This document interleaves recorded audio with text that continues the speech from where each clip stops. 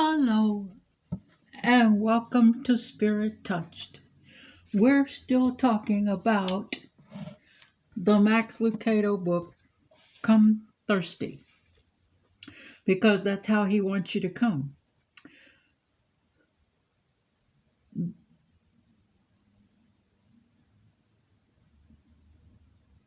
The streets of heaven will be pure, 1 Corinthians 6, 9, and 10. Jesus will punish those who reject his Father, 2 Thessalonians 1, 8, and 9. Take a look at how Jesus describes hell in Matthew 8:12 and chapter 13, verse 42, and in Mark 9:48. How do we escape this plague? Is there a vaccine? The answer is found in Acts 16:30 and 31. Why Jesus? 2 Corinthians 5:21. If we don't get that vaccine, then we will get 1 Peter 3:18. If we do take that vaccine, then we get Isaiah 53, 5 and 6, and verse 12. The best part is we will never need a booster. The cross was his work for you, but then he took up residence in your heart, Galatians 2:20. When Jesus moves in, then his resistance becomes your resistance. That's what drinking from his well of grace does for us. So have a drink.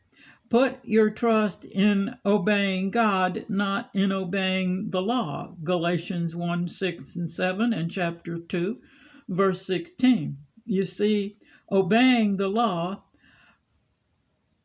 blocks blessings and his grace. Salvation is our insurance policy, and there are no premiums to pay. So drink often and let it flow not just into you, but out of you towards others. Let his amazing grace define you. Ephesians 2, 4 through 9 tells us how. Remember, we are who God says we are. Many people are afraid to die, yet they don't prepare for it. They have no idea when it will come. How do you prepare? You make Jesus your friend by accepting him as Lord. Psalms 116, verse 15. Don't let Proverbs 11:7 be your fate. When you know heaven will be your final home, you don't fear death anymore.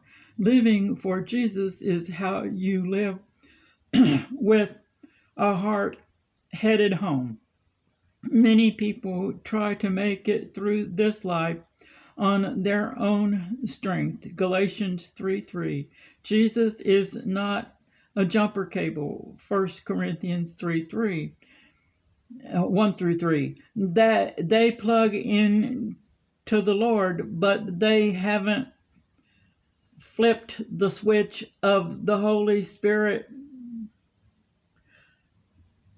to on. They are saved, but not spiritual. Those who are spiritual depend on the Holy Spirit as their power source. Why? Because some just get saved and not changed. We need to be both. The ones who are not both are not kind or sharing. They have no joy. They are jealous. They are not grateful for their blessings. They quarrel and argue. Their hearts are still thirsty. Colossians 2:6 is what Jesus says to them. You come to Jesus thirsty and you don't stay that way as you live in him, drinking even deeper from his well that never runs dry. Philippians 1:6 tells us why. You see, we are hiking through that valley of the shadow of death, and it's out in the desert, so we need to keep on drinking. It's how we get John 7:38. We need to be Ephesians 5:18 and stay that way. How do we stay filled?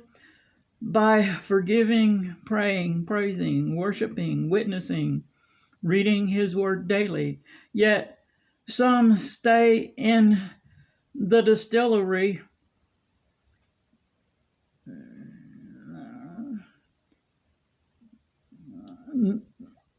known as doubt.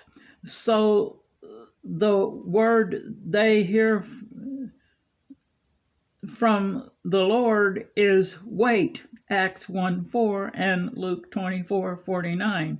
While you wait, stay in the presence of Jesus, because your day of Pentecost will come. Some people get antsy waiting. Waiting does not always mean inactivity. Sometimes it's in Him activity.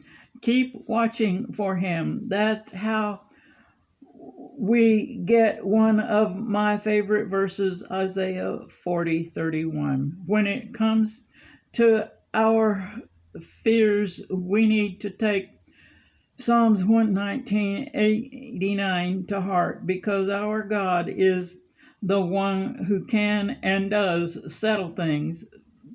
Psalms 18:2 and 3 is where we need to stand. Yes, we may stumble while standing on, we may tremble while standing on that rock, but know this, that rock will not tremble under us.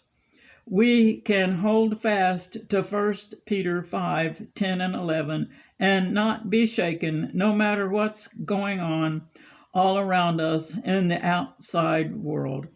You may send your prayer requests to heanswerstwo@gmail.com, and we will pray that when you come thirsty, He will fill you up.